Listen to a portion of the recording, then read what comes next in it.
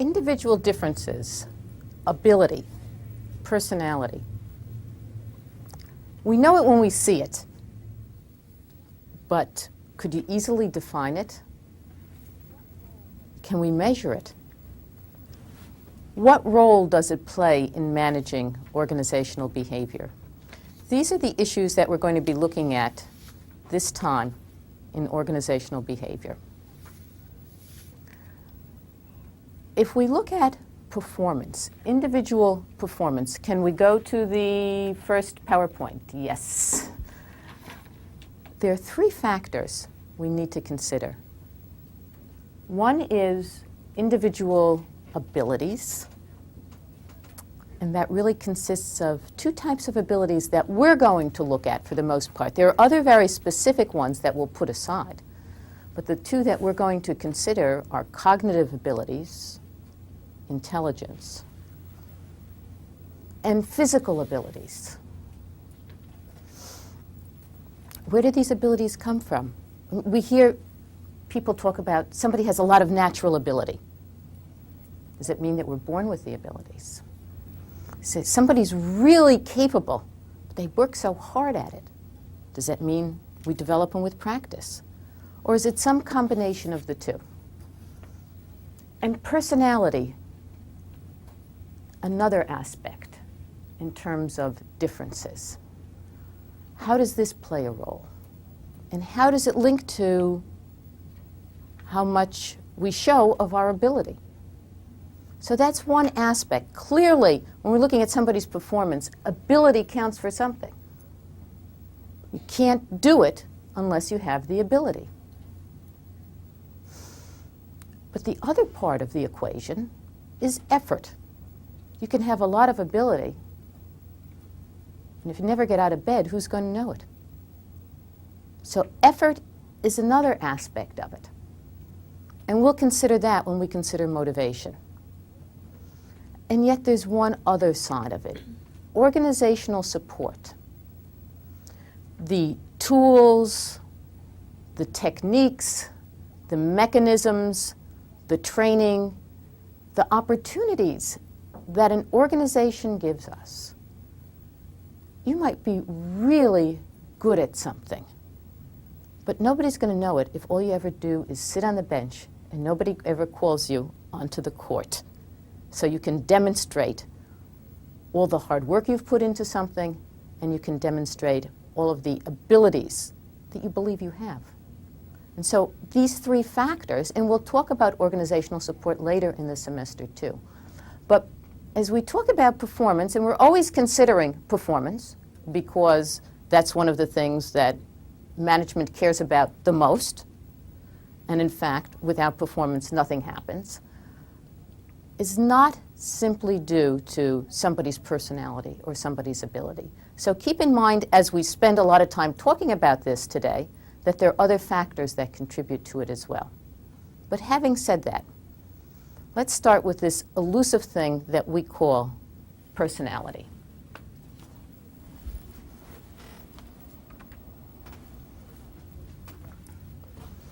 We all have intuitive ideas of what personality is. We think of it as being relatively stable. Think about ourselves, think about the people we know well. We don't change radically from day to day, or even from year to year. As a matter of fact, if you think back when we talked about attribution and consistency, we expect people by and large to be consistent. And when they're not, we don't attribute it initially to some internal change, but we think about maybe something happened, situation, somebody's having an off day. Or even if it is some internal change, we think about it as something really quite different. Somebody's feeling sick. Some situation happened that made somebody feel very depressed or very elated. Okay, so we tend to think of consistency, and when we don't see consistency, we look for other explanations. People who are wildly radical in their behavior, very hard to deal with. We don't know what to expect from them. We like to know what to expect from people. We think of it as being unique. Each of us has our own personality.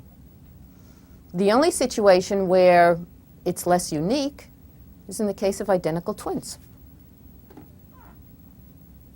And that tells us, because they have similar genetic structure, that in fact nature, genetics, plays some role in the dispositions that we show. But not the only role, because parents treat their twins so similarly, and everybody else treats twins similarly too, that the situation is going to feed into that. We know from twins that are raised apart that even though they show great similarity, they're less similar to each other than twins raised together. And so it is this pattern of behaviors, but not just behaviors. It encompasses our thoughts and our emotions that we show. Personality. Behavior, thoughts, emotions that are consistent over time, that are unique to us.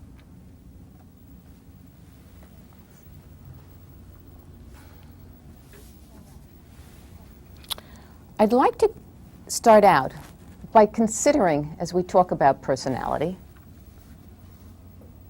about where this came from.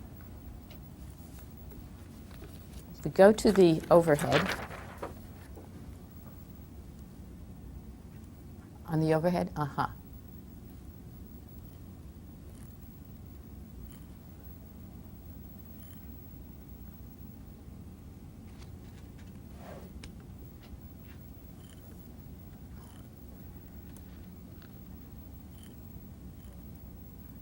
Okay, personality, as I mentioned before when we mentioned identical twins, as emerging from some biological predispositions that we have that are shown very early.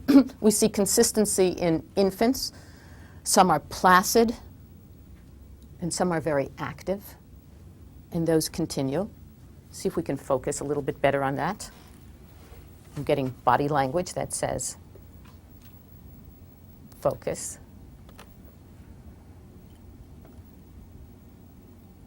I don't know if that's any better. But the other aspect of it is experience, environment. We're exposed to a lot of different things, and the way we characteristically come to respond to those situations develops our personality. Okay, if we are back now to the PowerPoint, I'd like you to consider a theory of personality put forth by someone named Erik Erikson.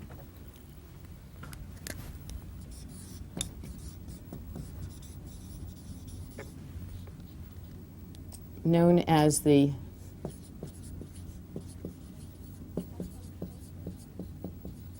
psychosocial theory of personality.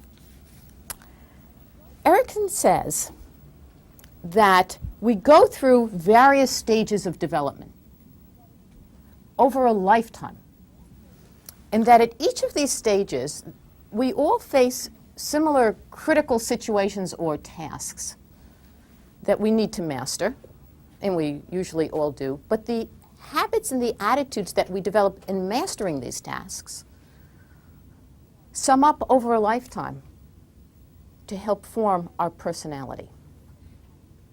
So what are these various critical tasks and the attitudes that we form? Well, starting at infancy, the most important is that of forming a basic attitude of trust versus mistrust. This develops in relation to whoever our primary caretakers are, usually parents. And if our needs are met in a consistent and loving way, then we develop a basic attitude of trust towards the world. But if there is inconsistency there, if needs aren't met, and we all read the horrors of child abuse, where there is inconsistency and needs aren't met, then a basic attitude of mistrust develops. Think about how pervasive this attitude of trust is. If we look at the classroom, everybody here is relatively relaxed. Doesn't look like anybody here is threatened. Can we have a shot of the class? The class. Aha. See? Okay.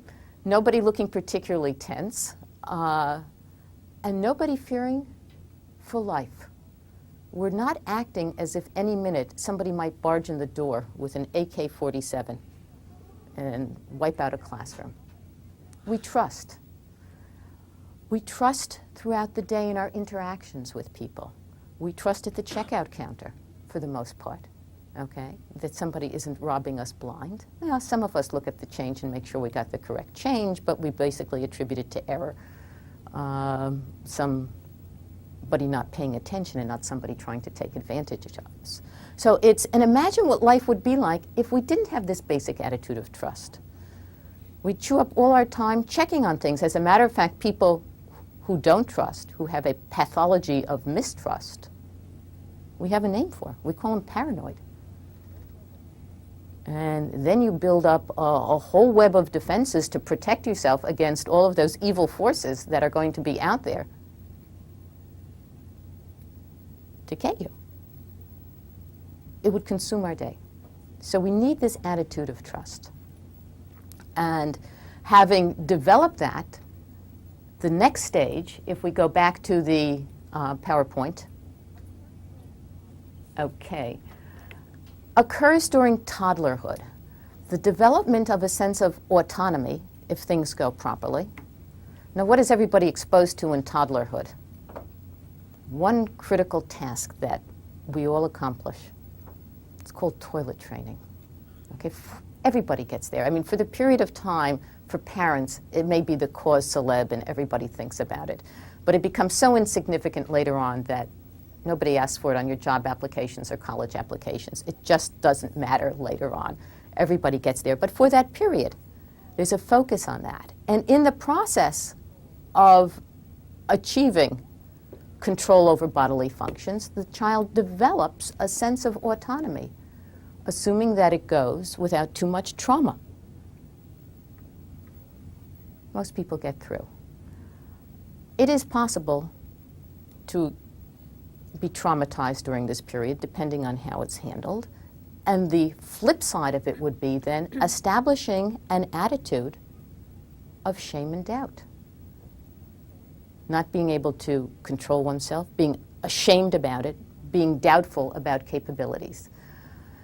And the sense of establishing autonomy, and I've mentioned control, carry on because children need to establish control over emotions as well. In order to socialize with other people, we can't grab all the toys on the playground. Not fair. We have to learn to share and cooperate. And so self-control is involved in this process as well, establishing it. And so we begin to see patterns in terms of attitudes and styles as to how these things are handled. Personality development. And it goes on. Back to the PowerPoint. Are we up there? PowerPoint, one more time. Okay. Childhood. Early days of going to school. For the first time, the child is going to come up against judgments outside of parents. Judgments on the basis of doing schoolwork, intellectual competency, and judgments in terms of social interactions, social competency. Those that succeed feel as if they can do, a sense of competency about themselves. Those that continually meet up against failure can develop a sense of inferiority. And we'll see that play itself out later when we talk about a personality trait called locus of control. How is this handled? And you can see, again, partly it's going to be maybe some of the child's ability playing into it, but situations as well. And it ultimately folds into personality. One more time, back to the PowerPoint. Okay, adolescence. That time when you try on new roles, find out what fits, and it's the time to do that, and fuse them into a sense of identity. If that doesn't work, if we don't emerge from adolescence with a good sense of identity, who we are, what our values are, what direction we want to go in, then we feel a sense of role confusion. I have no idea what I want to do. I try this values with this set of people. I'm not comfortable. Try them with another set of people. Okay? And sometimes it takes a long time to arrive at a sense of identity. Some people persist with role confusion far past adolescence and far into early adulthood and maybe later. And some just assume roles that are given to them. And maybe they're not ready for it. Was Princess Di ready for the role that she assumed as princess? As an example, she took it on. She took it on at the age of 19, early age. Was she really ready for that? And did she later find another identity, which led to all kinds of problems, marital problems, personal problems that emerged? Because she stepped into something before she had really established a sense of identity. But then who could refuse the role of princess? Pretty difficult. Okay, back to, yes, the PowerPoint. Early adulthood. The task here that everybody faces is intimacy, forming close personal relationships with other people. And if that doesn't work, and some have referred to the age that we live in as the age of isolation, that people do more and more things on their own. You can get wrapped up with your computer and never part, right? You can have your whole social life on the computer. But can you really interact with people? If you emerge from this successfully, you're able to form warm, loving, intimate relationships with other people. And it depends on being able to trust. And it depends on having a sense of identity. And it depends on having a sense of competency. You see how all of these things build into it. If there are problems along the line, it may make for difficulties as you hit the next stage. Or is it a sense of isolation? Not ever being able to form close relationships. And in middle adulthood, the task, the challenge for us is, in a sense, redefining ourselves because things change. Career-wise, you're at a point where you may have to look at where you are and say, it's not what I dreamed I was going to do, but I'm still doing well. And not get depressed that you haven't taken home the Pulitzer Prize or a Nobel Award or an Emmy or whatever that is, or that you're not at the chief executive officer or other chief position in an organization.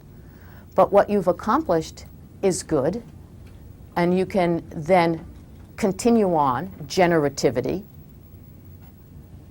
along the route that you're going, and take value in it. And it may be redefining social roles as well.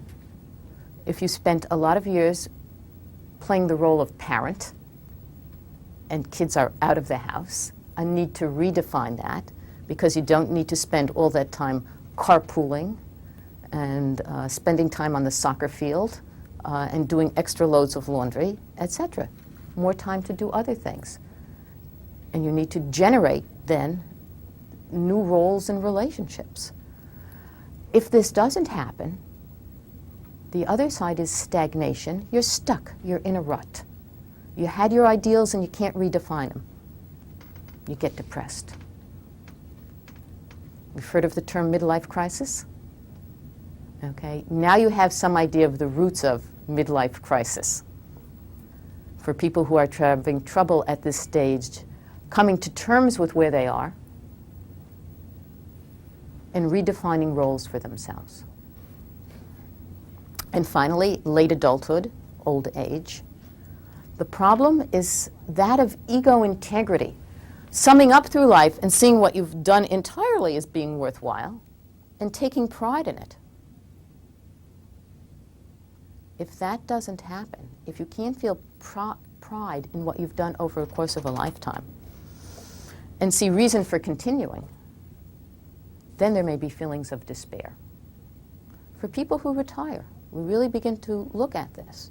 Can you take pride in what you've done and continue on? And see, again, new roles for yourself that aren't defined by the organization? Or do you wind up with a sense of despair, nobody needs me anymore? Okay, and the way we approach all of these things over a course of a lifetime, these attitudes that we develop and the ways that styles that we come to cope with these situations sum up and form our personality. And while much of personality formation takes place in early years, thus the stability of it, everything you do has an effect on your personality. Would your personality be different if you were at another college rather than the one here, the friends you formed here?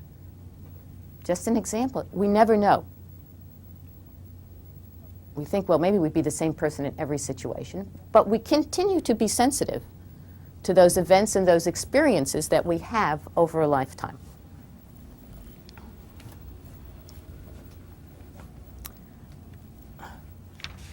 But is personality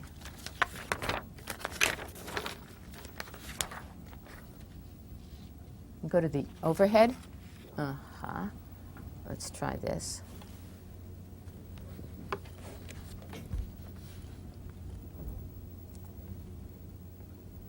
Is what we see as personality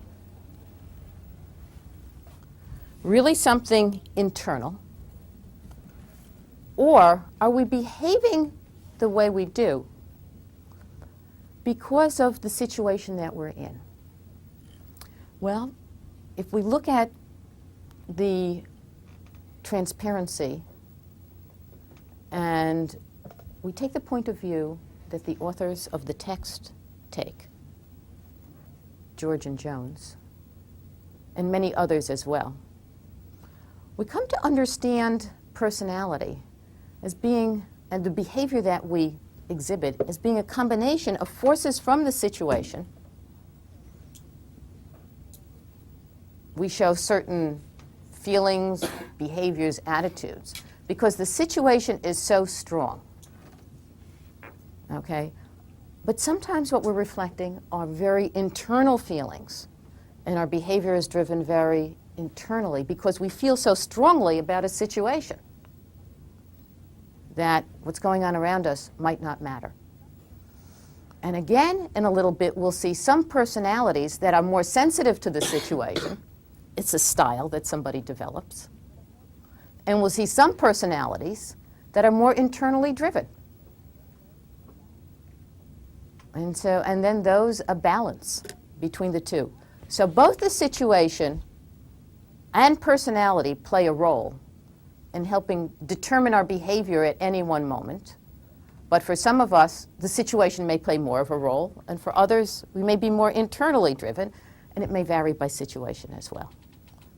You may hit, I'm going to say, maybe an accident scene, okay? And it's clear that the situation demands that you have to do something, and everybody in that scene is pretty much doing the same thing. Or you might come into that scene with very special abilities, and so you're insensitive, you're the doctor.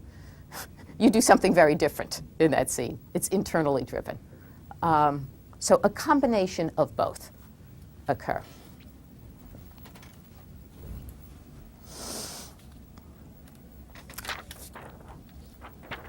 In studying personality, particularly in the organization, there are 5 pervasive personality traits.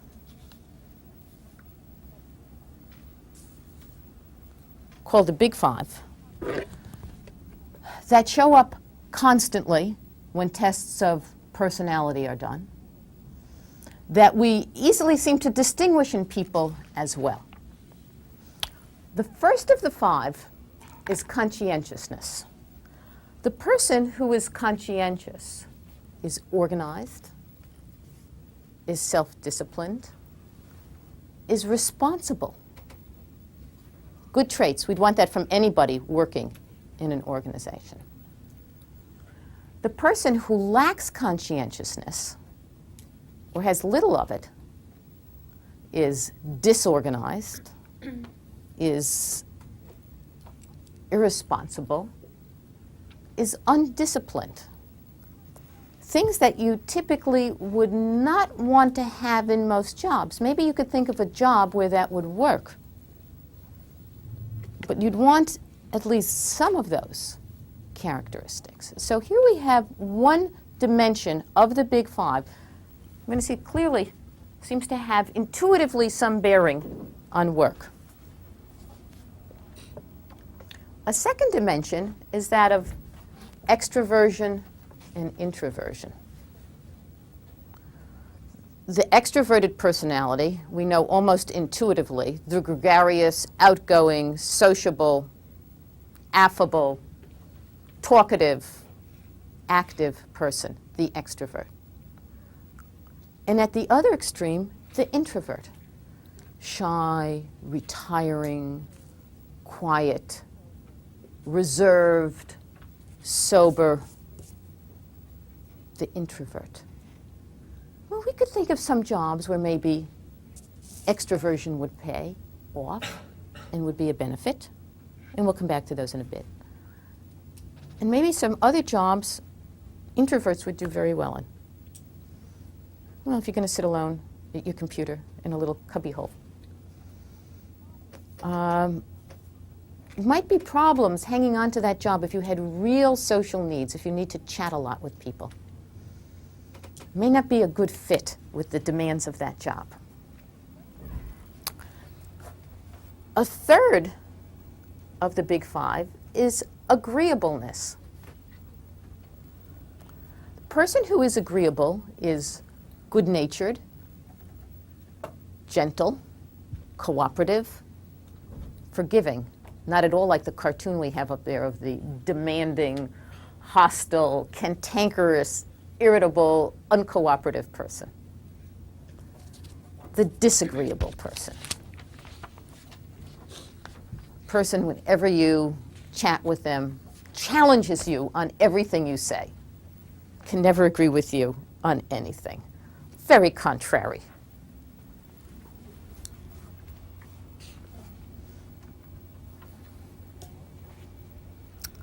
A fourth is emotional stability.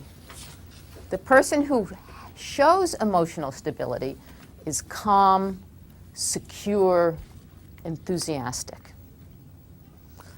Emotional instability, anxious, worried, the nervous Nelly, maybe depressed, maybe angry, and certainly insecure. The person who's worrying about everything. And how does that relate to jobs? And finally, openness to experience. That person is imaginative, creative, sensitive. And the person who is closed to experience is somebody who is insensitive, rigid, narrow, unimaginative. Well, we can think of some jobs where you might want somebody to be open to experience, jobs that call for creativity in particular. And there might be other jobs where you need somebody to be really fairly rigid about things. That would work as well. So how do these relate to work? Only one of the traits that I mentioned related to work over all situations positively. Anybody want to try a guess at which of the five? Conscientiousness. Conscientiousness, right, the one we start out with, exactly. That, in every situation, related to success at work. The conscientious worker is going to be the one who will give you an honest day's work for a day's pay. A second of the traits related to work in some situations. It related to work for salespeople, and it related to work for managers. Anybody want to try? What do salespeople need? What kind of quality do they need? Agreeable. Possibly. In the back, there was another They need to be extroverts, really. Extroverts. Hard to sell anything if you don't talk. Okay? It's extroversion that really related particularly to sales jobs. And we think about that intuitively. You say, yeah, that makes sense. Okay? And also, managers have to be able to talk to people as well. You need to assert yourself. If you're going to be leading people, it's going to be hard to do it in isolation in a corner. But there are a couple of other surprises when we look at this. And that is that some of the factors just didn't relate. Emotional stability. You would think emotional stability should relate. Maybe we're just not getting a good measure of it. Or agreeableness. Again, maybe we don't have a good measure of these dimensions. But they are dimensions that we look at in general. Besides the big five, there are a couple other dimensions that seem to have some particular relationship to working in organizations. The first is locus of control. Locus of control deals with a sense of our ability to control the outcomes of life, things that happen to us. And at one extreme, we can have a sense of internal locus of control. There's a connection between our own behavior and what happens to us. We're in charge of our own fate, as they say, masters of our own ships. We steer the course. If we don't get there, we haven't been steering very well. If we do get there, we're good at it. And so people who have an internal locus of control, and again, something that we can see developing, we can tie it back to what we were talking about before when we were talking about various personality traits, autonomy, competency. Okay, internal locus of control. People who have that sense persist in what they're doing and can persist in tasks even in the face of some setbacks because they have a sense of being in control of their lives. It's a general, we call it a general trait that people carry around from situation to situation pretty much. If you feel as if you're in control in one situation, it's going to carry into other situations. At the other extreme is a sense of external locus of control. And that external locus of control leaves people feeling as if they're not in charge at all. So why do things happen to them? Luck, good luck, bad luck. If something works out, I got lucky. And if something doesn't work out, what rotten luck. Or fate. The fates were against me. Or other people. If I succeeded, it's because, well, maybe I had an angel somewhere shepherding things along for me and helping me out. Couldn't have gotten there without the help of somebody else, what somebody else did for me. I got the job because I had good connections. Or the other side, things don't work out. People have it in for you. Somehow other people prevented you from achieving something. Okay? But it wasn't under your control. And again, that's carried around from situation to situation. People who have a pervasive external locus of control are not going to be self-starters. So you can see in an organization, particularly as you move up a career ladder, that sense of internal locus of control is going to be important. Developing, usually over a lifetime, depending on how we are encouraged and rewarded for things. Can we shift it in adulthood? Partially. We never give up hope on anybody. Structuring situations so that people come to see a relationship between what they're doing and outcomes. But if in an organization, outcomes always depend on who you know, and they really depend on who you know, then you can take even the most internally driven person and they can begin to feel helpless. That person will probably do something to help their situation. Get out. Externals might stick around, might not leave that kind of situation. So that's one of the dimensions that seems to have bearing. Another dimension is that of self-monitoring. There are high self-monitors and low self-monitors.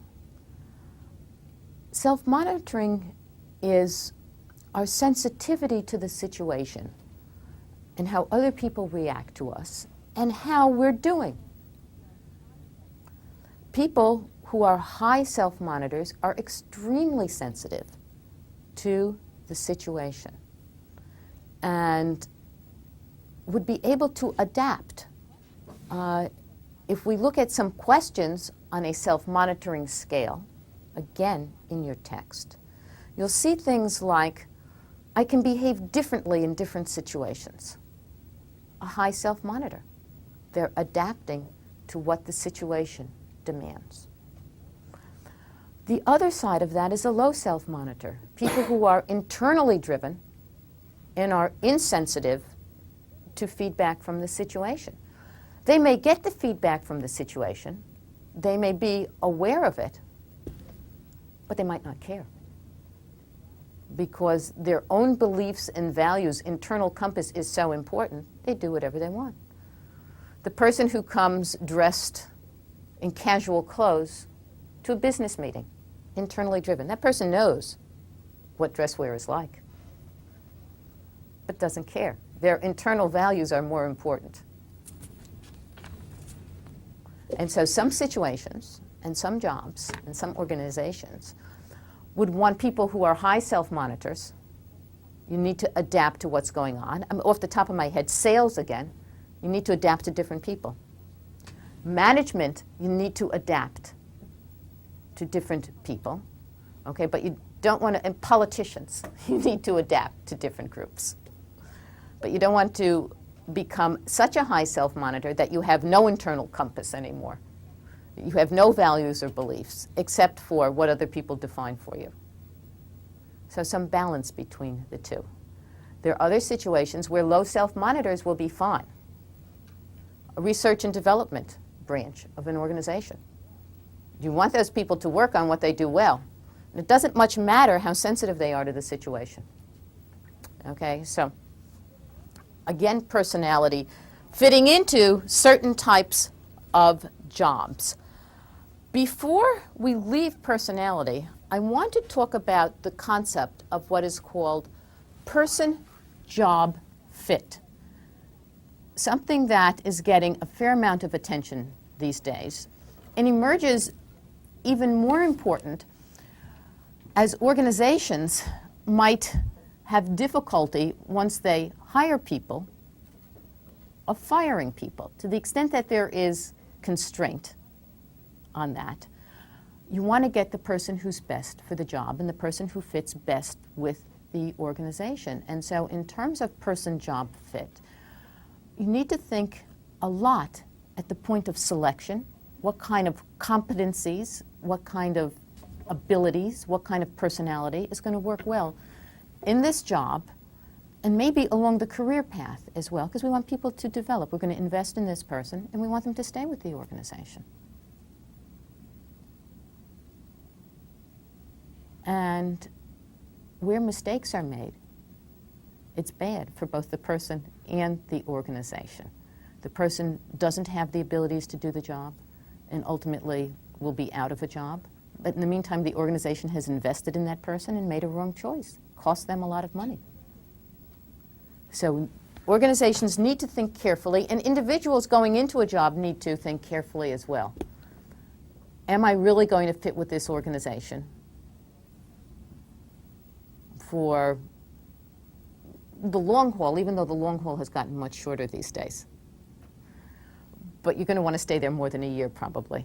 You're going to look at your, like a timeline or horizon of staying with an organization 3 years, 4 years, 5 years before you move. And so you need to make sure that there is a fit for that period of time. So we've covered the personality side of things. But we started out by saying, when we talked about individual differences, it's also ability. Again, we want to ask the question on ability. Where does this ability business come from? Is it all nature?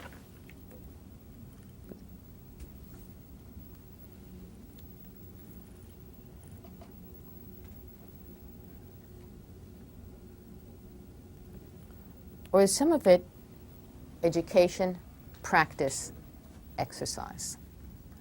Again, intuitively, we come up with it's a combination. In truth, we'll never know how much the nature side is. It's there.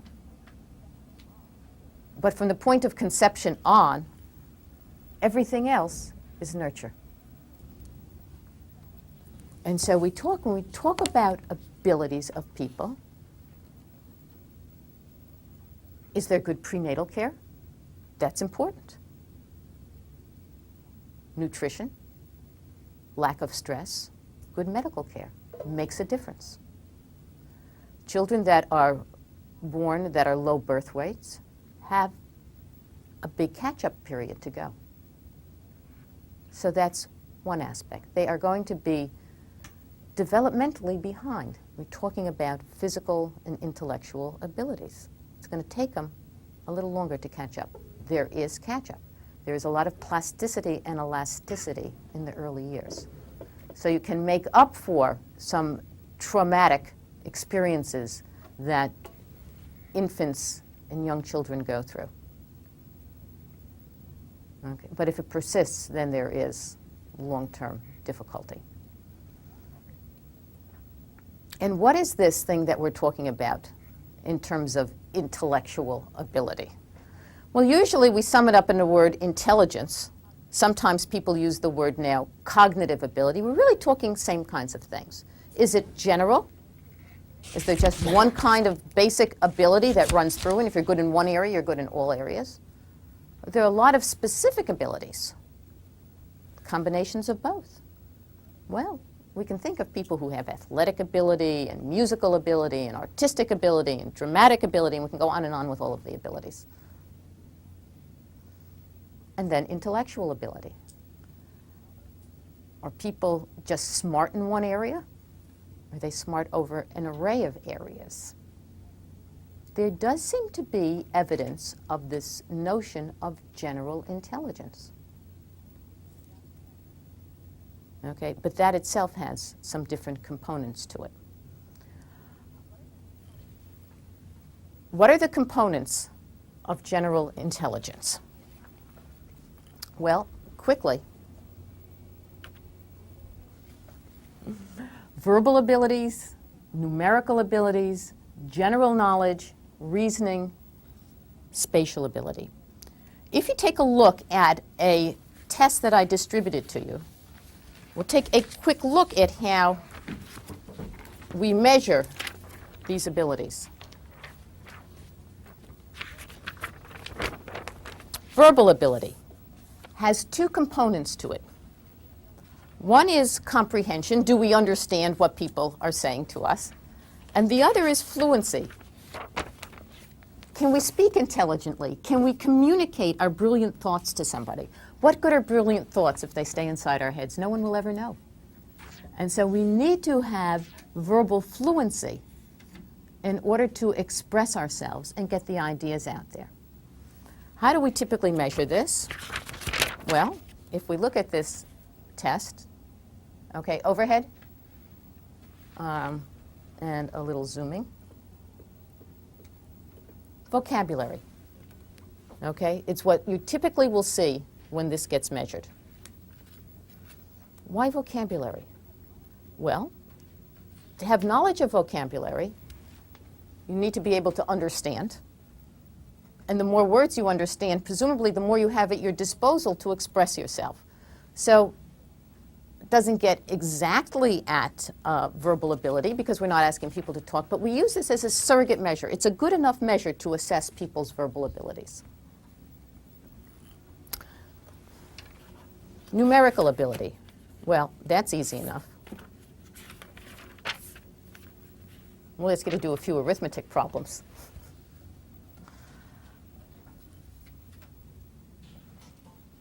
And this figures in terms of people being able to do certain kinds of problems out there in the world. You need to have some numerical ability to cope with things out there.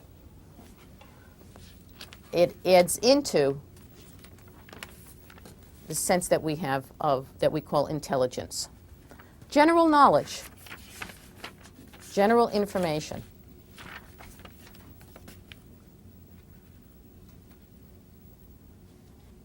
Okay. What's your storehouse of a background of information about events, about how things work, about what things are composed of? And why does this matter in terms of intelligence? Why should your storehouse of general information matter? Well, part of what we're talking about when we talk about intelligence is the ability to solve problems. The more information you have accessible to you, or the more you know where to go to look for information, knowledge, the more you bring to bear on any problem-solving situation. General knowledge figures in. And so we get questions such as, well, it may not be on what you see there, but how far is it from New York to LA? General knowledge types of questions. Some people do better at those than others. And reasoning ability. How do we do reasoning ability? Well, different tests tap into it differently. I'm going to take a look at something that we call figure classification for reasoning ability. What you have to do here, it's really problem solving that we're looking at. You're looking at figures, and you have to figure out in the first series, what's the relationship of the figures to each other? Okay, and then select the appropriate figure that would follow that one. In this case, in the sample, we see it's 4. Small, big, small, big, small.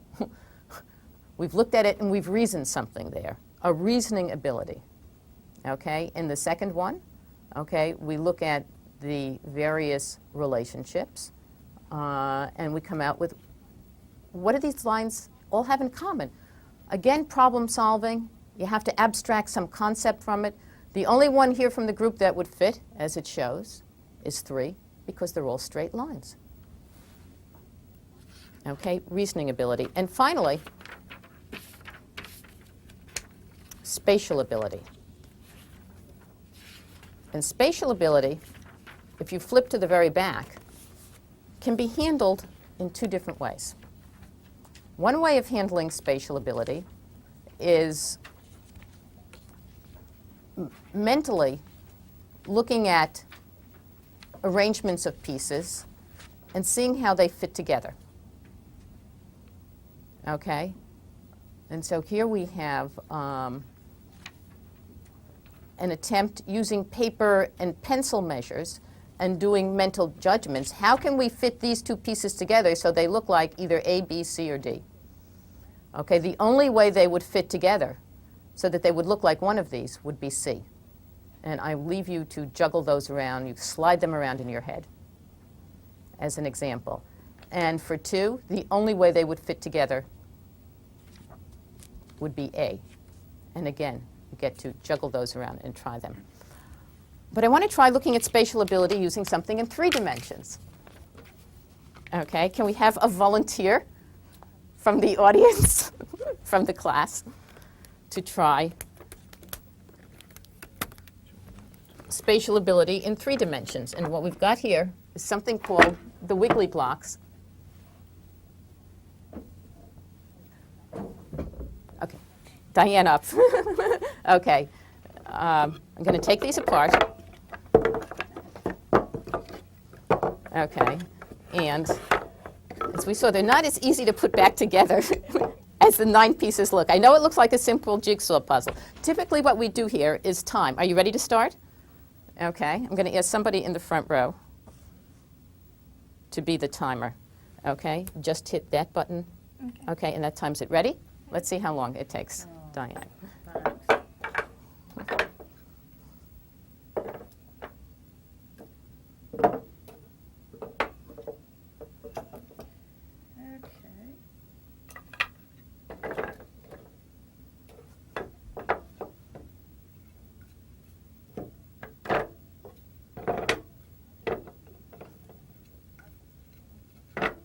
Okay, how long was that? 25 seconds. Okay, Diane did that very quickly, but we have to admit this isn't the first time she did it. Okay, it took a little bit longer the first time, right? Okay, let's try one other person. Okay, Francois, I'm going to come up and we'll take this apart and then we'll get some individual differences. We'll do it one more time. Okay, go to it. Okay, ready? Okay, did you clear it? You ready to start? Okay, go. Whoop. Keep going. Well, hold it. Technical difficulty. Stop. Come on. We'll just time it. Wait, it got off. Okay, what happened is it got off the. There we go. Okay. Okay. Ready? Go.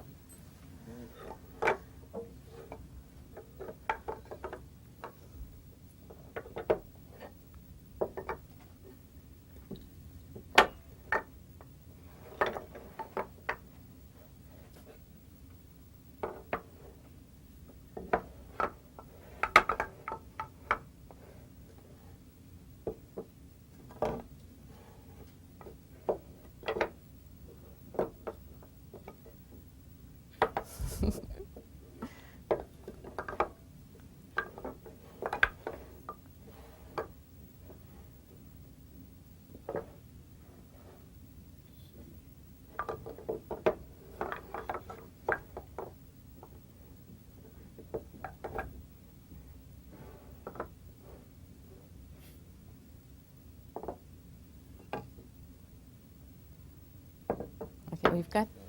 Okay, there's 2 there. Why don't we work on what fits with that?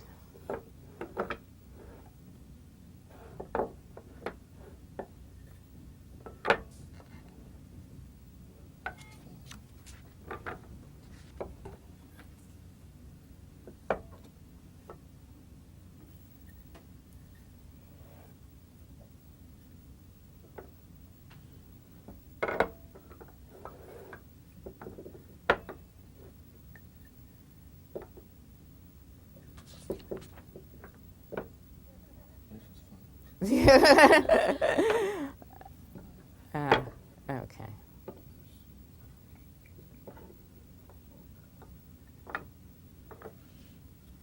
Okay.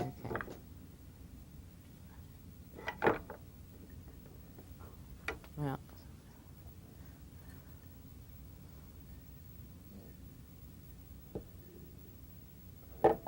Okay.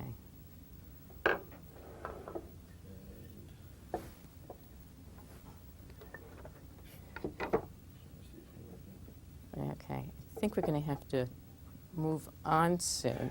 What was that, 5 minutes? Huh? No, we can't. We're running low on time. We got 5 minutes left for the class, right? What's 4? Okay, we're going to. Yeah, we're going to have to. Okay, we'll leave these here. Okay, again, what we got, fortunately, is individual differences. Thank you for. In a sense, doing it differently than Diane did, who'd been up here and had been practicing with this, and mentally working with it, so she said, because it's not the easiest, and I'm not going to embarrass myself either and do it, because, oh, well, we'll leave the pieces there. Okay, another way of doing it, and we do pick up individual differences in people's working with spatial relationships. You can develop strategies for this in terms of doing it, and practice really does help so that you can improve as you practice with it. So another way of measuring things. And all of these things become increasingly important as jobs demand more cognitive abilities. But we also need to look at physical abilities, and I'm going to move these aside. Physical abilities comes in two types: motor skills, manual dexterity, and we can think about how that would relate to jobs. Some jobs need more manual dexterity. Surgeons, violinists, pool players need manual dexterity. Some jobs need a lot of eye-hand coordination. Pilots, both ships and air, anybody who's driving any vehicle needs good eye-hand coordination, as an example. But even operating the lowly mouse, okay, requires eye-hand coordination. And for people who don't have it, it gets frustrating because you're trying to get the mouse to click on something and you can't get it to where you want to go. So part of it is eye-hand coordination. And there is also fitness. We're talking about stamina and strength, and some jobs just require that you have a lot of stamina, a lot of strength. If you're loading stuff on docks, you need stamina and strength, okay? I want to show very quickly one other test, and we have another volunteer. No volunteer? Our volunteer didn't show? Okay, well, this one I will quickly demonstrate. This is called the Purdue pegboard. It's a measure of manual dexterity, okay? And in a time sequence, first with left hand and then with right hand, you have to put the pegs in the little holes, then put the washers on the pegs, collars on pegs, and finally, washers back on pegs. Manual dexterity. There are norms for this. There are time things. People who can do it faster have more manual dexterity than others. You usually have more manual dexterity in your dominant hand than you do in your non-dominant hand. And some jobs are just going to require a lot of that. It turns out that women often have better fine muscle manual dexterity than do men. And so very often Silicon Valley, where they have to do all that little chip assembly, lots of women working in those areas. So measures then of physical ability. One of the things that we see happening is because ability plays such an important role, fitness to do jobs is being measured in jobs which are particularly sensitive. Anybody who works in transportation has to be fit to do that job when they come on. It doesn't matter what their ability are when they are hired, they have to be fit at that time, and they are tested for it. And so we see then that the importance of abilities, the importance of personality in an organization. Next time, we look at job attitudes.